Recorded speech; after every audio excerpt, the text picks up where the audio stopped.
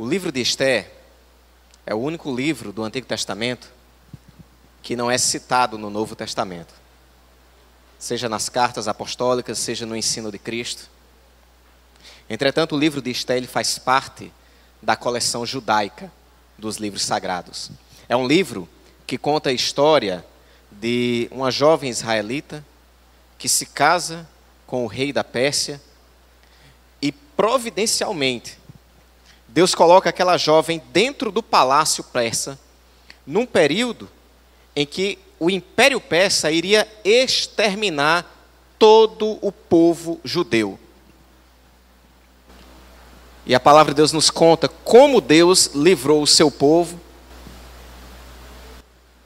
e como ele fez Esther e o seu tio Mardoqueu prosperarem na Pérsia, naqueles tempos tão difíceis.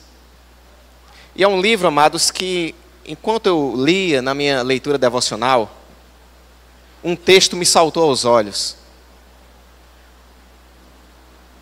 E que lembrou muito a realidade da igreja aqui nesse mundo.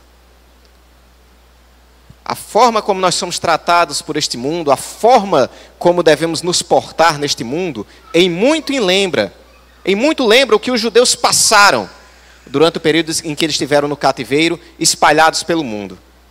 Eu gostaria de ler o capítulo 3, o verso 8. Então disse Amã ao rei Assuero: existe espalhado, disperso entre os povos, em todas as províncias do teu reino, um povo cujas leis são diferentes das leis de todos os povos, e que não cumpre as do rei, pelo que não convém ao rei tolerá-lo. Vamos orar ao Senhor. Ó Pai Todo-Poderoso, fala aos nossos corações, Senhor. Fala ao coração da tua igreja para que sempre sejamos o teu povo, que entendamos o nosso lugar neste mundo e que obedeçamos a ti sobre todas as coisas. Me capacita para trazer essa mensagem para a tua igreja, ó Pai, e que o teu Espírito Santo aqui nesse lugar desafie o coração de cada um de nós para sermos a luz deste mundo, ó Pai, para resplandecermos como astros em meio a este mundo que está tão perdido em trevas, que sejamos o teu povo neste mundo perdido. Nós te rogamos e te agradecemos, em nome de Jesus. Amém. Havia algo interessante naquele reino. O homem chamado Mardoqueu, o tio da rainha Esther, ele era um homem fiel a Deus, um homem que no meio da Pérsia ele estava obedecendo a lei de Deus. E o imperador persa ele decide exaltar um dos seus servos chamado Amã. E a ordem do rei era que quando Amã viesse, onde ele passasse, as pessoas se curvassem diante de Amã em reverência à grandiosidade daquele servo. Você se curvaria diante de um homem? A gente é crente. É claro que não. É o que Mardoqueu faz. Amã vem passando e todos se curvam, todos se prostram. Mardoqueu não. E aí chega aos ouvidos de Amã: olha, tem um judeu lá, todo mundo se prostra diante de você, todo mundo obedece às leis do rei, mas ele não obedece. Amã fica irado, mas ele acha que é pouco matar só Mardoqueu. Ele decide exterminar todo o povo de Israel. E em um dia, em um banquete, onde ele está sendo exaltado diante do rei, em que o rei concede que ele faça um pedido, ele vem com essas palavras: ó rei, existe um povo espalhado no teu reino. É um povo que não obedece às suas leis. Por que ele estava dizendo isso? Porque Mardoqueu não se ajoelhava diante dele. Era o orgulho próprio. E ele decide atacar Israel. E diz: esse povo não é nosso povo, ele está espalhado, são estrangeiros. Eles não obedecem nossas leis. Não tem para que o rei tolerar esse povo. E naquela mesma reunião, eles determinam a lei em que, em um determinado dia, todos os povos que compunham o Império Persa pegassem suas espadas, suas armas e atacassem os judeus para destruí-los onde eles estivessem espalhados, nas 127 províncias da Pérsia. E nesse momento, Chega a notícia aos judeus, enquanto está havendo uma festa no palácio, Amã, o rei, os seus grandes, bebendo e festejando, os judeus, onde chega a notícia, estão chorando, jejuando e clamando ao Senhor que os livre. Deus providencia o livramento para aquele povo. O que me chama a atenção nesse versículo é porque tudo que Amã, tudo que esse ímpio, que esse perverso Amã falou contra o povo de Israel, se aplica a nós como igreja do Senhor. Israel era um povo que não estava na sua própria terra. Eles tinham sido levados para o cativeiro em Babilônia, no início do Império Persa. Alguns judeus voltaram para a sua terra, mas a grande maioria continuava espalhado por todo o império. Eles eram uma nação fraca, uma nação perseguida, uma nação que tinha que andar miudinho ali, pisando em ovos, obedecendo ao rei para que não fossem destruídos. Eles eram estrangeiros espalhados. Eles não pertenciam àquele império. Era uma nação, um povo disperso no meio do Império Persa. Assim somos nós, irmãos. Os judeus eram esse povo. E ainda que eles fossem libertos, ainda que eles voltassem para a sua terra, eles ainda não teriam chegado em casa. Qual era a casa dos judeus? Qual era a pátria deles? Nós vamos para o livro de Hebreus, no capítulo 11, e diz assim a palavra de Deus, nos versos do 8 ao 10. Pela fé, Abraão, quando chamado, obedeceu, a fim de ir para um lugar que devia receber por herança, e partiu sem saber para onde ia. Pela fé, peregrinou na terra da promessa, como em terra alheia, habitando em tendas com Isaque e Jacó, herdeiros com ele da mesma promessa, porque aguardava a cidade que tem fundamentos, da qual Deus é o arquiteto e o edificador.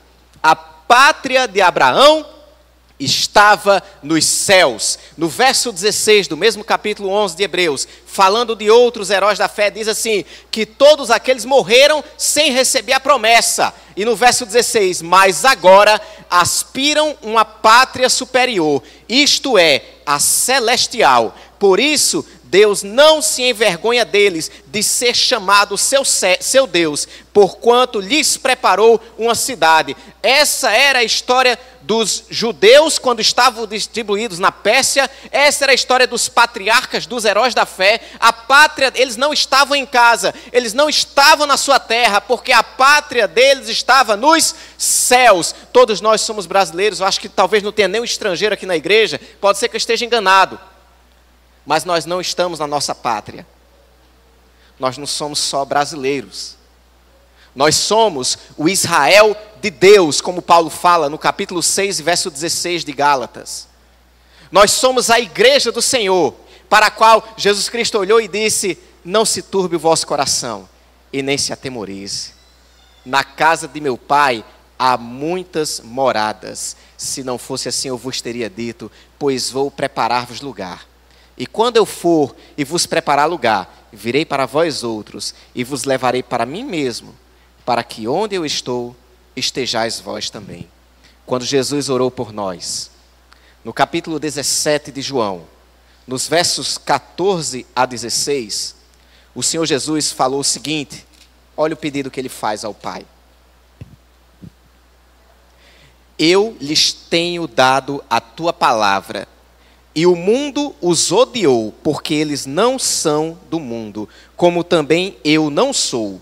Não peço que os tires do mundo, e sim que os guardes do mal. Eles não são do mundo, como também eu não sou. Nós não somos desse mundo. Em Filipenses, no capítulo 3, verso 20, a palavra de Deus nos diz assim, essa eu quero ler para não esquecer nada do que o texto diz.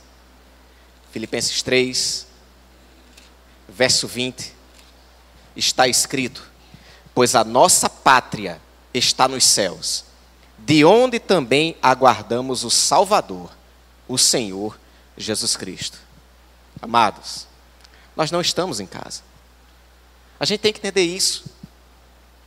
A gente olha, às vezes, esse nosso país tão entregue a tanta corrupção. Talvez alguns de nós aqui tenhamos um amigo ou até algum familiar que morreu em um hospital, ou que perdeu um filho no hospital, por falta de medicamento, por falta de uma UTI. Porque o dinheiro que iria para aquela UTI, para aquele hospital, foi desviado. Muitos de nós não estamos com nossos filhos nas escolas públicas por falta das condições. E pagamos tão caro por isso. Vemos tanta corrupção. Temos medo de sentar nas calçadas para conversar. Há tanta violência. A gente sai de casa, não sabe se volta vivo. Nossos filhos saem. E se passa 10 horas é uma preocupação. A gente não sabe se eles vão voltar vivos. Você vai para a lanchonete, senta na calçada, não sabe se ali vai chegar e vão fazer um arrastão. É drogas. É tanta coisa ruim que tem acontecido. E isso, eu estou falando do Brasil. Imagina os nossos irmãos espalhados pelo mundo, onde é proibido o evangelho, que estão sendo perseguidos, que estão presos, que estão sendo mortos. A nossa pátria não é aqui. A gente olha essas coisas, toda essa maldade no mundo, e fica imaginando, meu Deus, quando é que vai ser dado um jeito? Vai ser dado um jeito. Nós aguardamos novos céus e nova terra, nos quais habita a justiça. Nós aguardamos um rei que virá e reinará com justiça. E o seu reino nunca terá fim, e será dada a autoridade a seus filhos, aos seus servos. E esse reino não passará para nenhum outro. Será o reino eterno. Esta é a nossa pátria. Aqui onde nós vivemos não é a nossa pátria. Nós somos peregrinos, nós somos forasteiros. Quando Tiago escreve a sua carta, ele diz aos dispersos entre as nações, as 12 tribos dispersas entre os povos. E provavelmente a referência de Tiago é a igreja, como o Israel de Deus, as suas 12 tribos espalhadas pelo mundo. Como quem estava no cativeiro babilônio, espalhados pelo Império Persa. Assim somos nós, meus amados. A nossa pátria não é essa. Então oremos, façamos aquilo que o Senhor nos mandou. Pedir ao Pai, como Ele diz na oração do Pai Nosso, na oração modelo, venha o teu reino. Que possamos viver como o apóstolo Paulo, combater o bom combate, completar a carreira, guardar a fé, porque o Senhor tem reservada a coroa da justiça, a qual Ele dará a todos aqueles que amarem a sua vinda.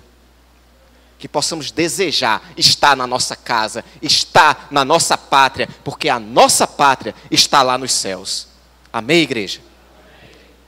Assim como Israel, nós somos um povo cujas leis são diferentes das leis de todos os povos e que não guardam a lei do seu rei. Crente não é para ser desobediente à lei, não. É proibido pegar passarinho? Solta os passarinhos que você tem em casa. Entrega no Ibama. É proibido andar sem cinto de segurança, sem capacete? Seja um motorista exemplar. Só que às vezes, o governo se levanta, e como nós não somos desse mundo, estamos como peregrinos aqui, não é Deus quem reina sobre esse mundo está entregue ao maligno. Deus virá reinar com poder visivelmente, embora Ele seja soberano sobre o universo, nenhuma folha cai se não for da vontade dEle. Mas esse mundo ainda jaz no maligno, está morrendo em Satanás. E vez por outra, governantes ímpios fazem leis para perseguir o Israel de Deus que está espalhado aqui, porque nós não somos desse povo, porque nós não somos desse mundo. Houve isso com os judeus, eles seriam destruídos porque Mardoqueu não estava se ajoelhando diante de um homem. Aí nós andamos um pouco na história, né? Voltando um pouco, a gente vê Daniel e seus amigos. Eles foram ou não foram perseguidos? Os 3 amigos de Daniel são jogados dentro de uma fornalha. Por quê? Porque não se ajoelham diante da imagem que o rei Nabucodonosor havia feito. Mais na frente, Daniel é jogado na cova dos leões. E por que isso? Porque ele orou a Deus, uma lei que o rei da Pérsia havia criado, proibindo qualquer um de fazer oração a qualquer deus. Era a lei do país dele. Mas Daniel era um estrangeiro, fazia parte de um povo cuja lei era diferente da lei de todos os povos. Todos os outros povos podiam adorar vários deuses, podiam ser infiéis a seus deuses. Daniel e seus amigos não. A gente anda para frente na história e vê a história da igreja do Senhor. Na época do Império Romano, havia necessidade de declarar: César é Senhor. E havia muitos locais onde havia até imagens do imperador César. E as pessoas eram obrigadas a participar do culto a César. Os judeus conseguiram uma certa liberdade. Eles podiam cultuar seu Deus, mas a igreja do Senhor foi perseguida. E muitos judeus entregavam os irmãos da igreja, os cristãos, dizendo: não estão se ajoelhando diante de César, coisa que eles tinham liberdade para não fazer, mas que a igreja não tinha. Então eles entregavam. Aí Cristo chama esses judeus de sinagoga de Satanás, no livro de Apocalipse. Mas diz: aquele que for fiel até a morte, receberá a coroa da vida. Nossos irmãos morreram por não se ajoelhar diante de César, porque eles eram um povo diferente de todos os povos, cuja lei era diferente da lei de todos os povos. As parteiras do Egito se recusaram a matar as crianças quando o faraó ordenou que matassem cada uma das crianças judias que nascessem. A mãe de Moisés desobedeceu à lei de faraó, que mandava jogar seu filhinho no rio. E ela, ao invés de jogar a criança no rio, coloca em um cestinho com betume, para que o cestinho não afunde, e manda a irmãzinha dele sair acompanhando, porque se ninguém achasse aquela criança, se ninguém adotasse ela, a irmãzinha ia trazer de volta, e eles iam ficar orando a Deus para que continuasse a guardá-los, por causa da desobediência que eles estavam tendo com o faraó. E aí chegamos na época dos apóstolos novamente, e eles são reunidos diante do sinédrio inteiro judaico. E o sumo sacerdote, os líderes da nação, intimam eles e dizem: nós ordenamos que vocês parem de pregar no nome de Cristo. Eles se levantam e dizem: é mais importante obedecer a Deus do que aos homens. A história da igreja segue. Meus amados, nós sempre fomos esse povo. Nós sempre fomos esse povo. Olha o que a igreja fez na Alemanha, na época do nazismo. A gente vê um teólogo chamado Karl Barth, que quando vê as medidas de Hitler e quando vê os seus professores de seminário ficando ao lado do governo, ele rompe com os professores e começa a pregar contra o regime nazista. Vemos um teólogo chamado Bonhoeffer, que morre perseguido pelo regime nazista, porque ele não se dobrou, porque ele era peregrino e estrangeiro naquela terra, alemão de nascimento, mas ele era cidadão do reino dos céus.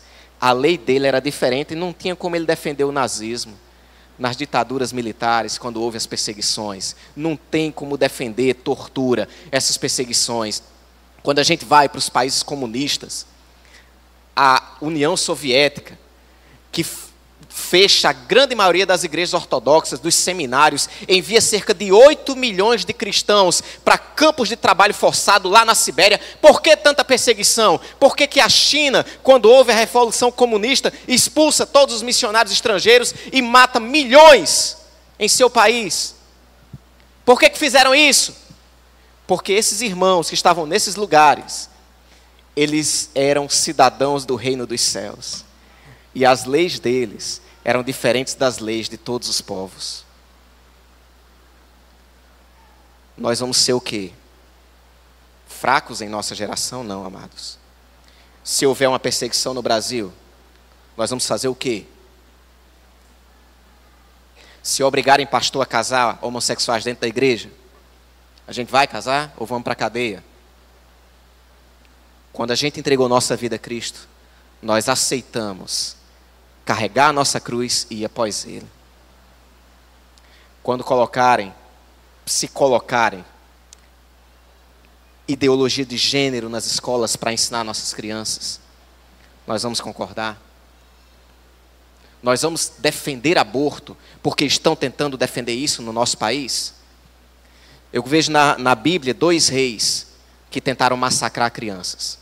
Faraó, no Egito, manda matar as crianças de Israel. Herodes, em Israel, que mandou matar as crianças de Jerusalém para matar a Cristo. Ou a gente se torna igual ao mundo, ou nós tomamos a postura de ser peregrinos e estrangeiros nessa terra. Um povo diferente de todos os outros povos.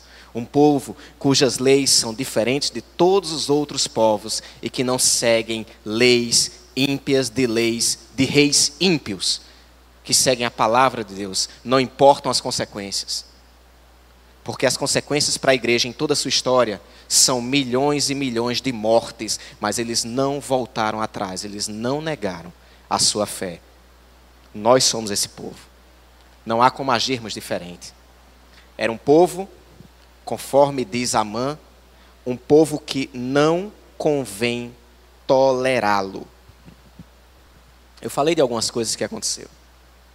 No plano de Amã foi dado a livre ação para que todas as nações se reunissem e matassem cada um dos judeus quando chegasse aquele dia marcado. Foram meses o povo se preparando, juntando armas, formando milícias para atacar e matar os judeus. A ordem era essa. A igreja foi perseguida pelo Império Romano. Os países islâmicos perseguem terrivelmente as igrejas. Enquanto estamos aqui, a Nigéria está cheia de órfãos e de viúvas, cristãos, onde o Boko Haram e outros grupos terroristas invadem vilas, juntam os homens nas praças, executam todos eles. Mas eles não têm negado a sua fé. Eles têm continuado firmes. O mundo não quer tolerar a igreja. Hoje, o pior lugar do mundo para se viver ainda é a Coreia do Norte. O comunismo ateísta não permite nenhum tipo de religião. E o ditador daquele país mantém cerca de 1/3 dos cristãos presos em campo de trabalho forçado. Muitos morrem de exaustão, sujeitos a trabalhos forçados. A Coreia do Norte ainda é hoje um lugar pior para se viver do que a Nigéria, do que o Iraque, do que o Irã. Ainda é um lugar pior do mundo para ser cristão. Ainda ocupa o primeiro lugar no ranking do site do Portas Abertas. Nos Estados Unidos, quem assistiu aquele filme, Deus Não Está Morto 2? Creio que muitos assistiram. Mas o filme conta a história de uma... É tudo baseado em fatos que aconteceram. Eles veem os fatos que acontecem e fazem um filme, uma história fictícia. Mas o que é que acontece lá? Um professor não pode falar o nome de Jesus Cristo dentro de uma sala de aula. Uma funcionária de um cartório foi presa porque se recusou a fazer um casamento gay. Não deram a ela liberdade de consciência. Ela era cristã, ela podia ter dito, eu sou cristã, tem outro funcionário que faça. Não deram isso a ela. Há vários grupos nos Estados Unidos pregando contra o aborto, grupos cristãos, mas é um país que já matou cerca de 50 milhões de crianças por meio do aborto. Está lá a perseguição, velada, se levantando nos Estados Unidos. No Brasil, a gente tem tido algumas coisas assim. Lembra um vídeo que mandaram de um pastor batista, sendo preso lá em São Paulo, por estar pregando contra os homossexuais. Meu irmão, se você abre a Bíblia em Romanos capítulo 1, você prega o quê? A gente prega que relação sexual antes do casamento é pecado. A gente prega que o adultério é pecado. Se pregar que o homossexualismo é pecado, é homofobia, e a pessoa tem que ser presa por isso. Tentaram muito no Brasil. E não querem tolerar a igreja. Lembro de uma reunião que houve na Câmara, de Jean Willis com um grupo de defensores LGBT, onde um dos pastores de uma igreja gay dizia que não dava para tolerar esses miseráveis, esses desgraçados desses cristãos fundamentalistas. Eram essas as palavras dele. Ele dizia, eu pego em armas, se preciso for, para enfrentar essas pessoas. há muitos que têm o mesmo espírito de Amã, que olham para a igreja, que olham para nós e dizem, não convém tolerar essas pessoas. E eles querem chegar ao poder. Eu não sei o que nos reserva o futuro. Mas eu sei de uma coisa, irmãos. As nossas leis têm que continuar sendo as leis da palavra de Deus. Não importa se vamos ter liberdade no futuro, se vamos sofrer perseguição, não importa. O nosso chamado foi esse. Somos peregrinos, forasteiros, um povo diferente de todos os povos, cujas leis são diferentes de todos os povos, e que o mundo muitas vezes não quer tolerar. Mas a gente não tem outra escolha,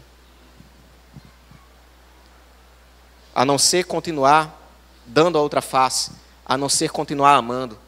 Eu estava lendo um livro de Richard Dawkins, Deus um Delírio. Dawkins é um ateu ferrenho, militante ateu. E uma coisa que ele dizia no livro, e que ele trabalha e que tem influenciado várias pessoas, é para tirar das crianças o ensino religioso. Ele trata isso como uma violência. Você já imaginou, meu irmão, você que é crente? Uns caras desses conseguem fazer leis para tirar nossos filhos, porque nós estamos trazendo nossos filhos para a igreja? Enquanto eles querem ter a liberdade de levar nossos filhos para a escola e ensinar para eles que Deus não existe?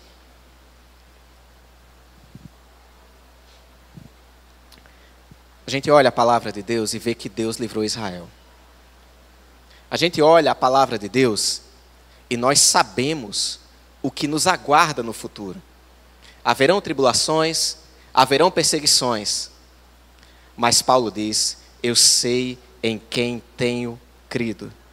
E estou certo que as aflições do tempo presente não são para comparar com a glória que em nós há de ser revelada. Nós vamos para Apocalipse no capítulo 7.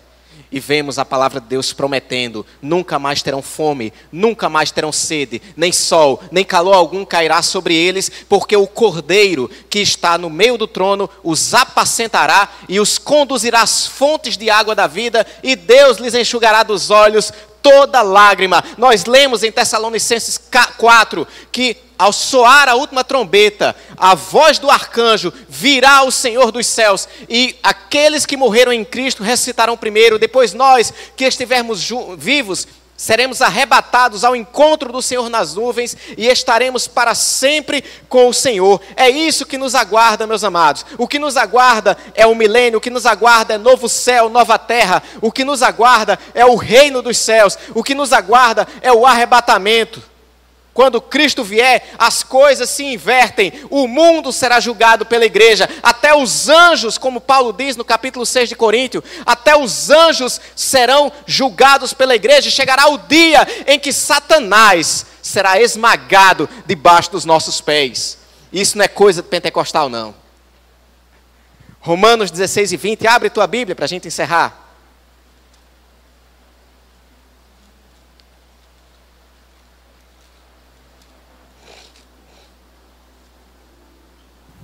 Romanos 16 e 20. Diz assim: e o Deus da paz, em breve, esmagará debaixo dos vossos pés a Satanás. A graça do nosso Senhor Jesus seja convosco. A nossa lei, meus amados, está aqui. Eu tenho me entristecido em ver muitos irmãos que têm abandonado seus princípios cristãos para seguir ideologias do mundo. Eu me lembro quando, acho que foi Luísa Benedita da Silva, falou em pegar em armas e disse que sem derramamento de sangue não havia remissão. Uma mulher evangélica falar um negócio desse. Para libertar os pobres tem que pegar em arma, tem que ter revolução, tem que ter violência.